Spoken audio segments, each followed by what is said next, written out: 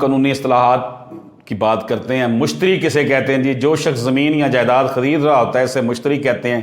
اس لیے آپ نے لفظ مشتری ہوشیار باش اکثر سنا ہوگا، یعنی مشتری جائیداد خریدتے وقت خود ہوشیار باش رہے اور فراڈ سے بچے۔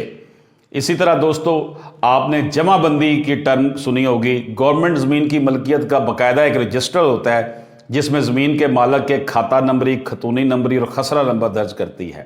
جائیداد کے اس گورنمنٹ کے رجسٹر کو جمع بندی کہا جاتا ہے۔ اسی طرح دوستو آپ نے خطونی کا لفظ سنا ہوگا، یہ زمین کی کاشتکاری کو ظاہر کرتا ہے، یعنی اس زمین کو کس نے کاشت کیا ہے۔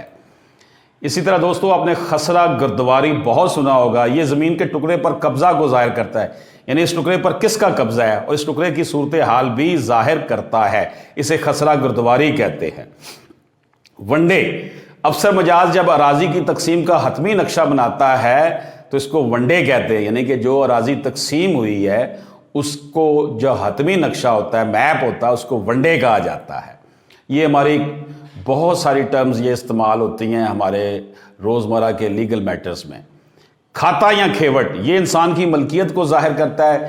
ایک خاندان کی جتنی اپنی ملکیت ہوتی ہے اسے کھاتا کہا جاتا ہے۔ تو دوستو ہم نے کھاتا یا کھیوٹ کی بات کی، ون ڈے کی بات کی، اسی طرح ہم نے جو ہے وہ خسرہ گردواری کی بات کی ہے، اسی طرح ہم نے خطونی کی بات کی ہے، جمع بندی کی بات کی، یہ بڑی امپورٹنٹ ٹرمز ہیں۔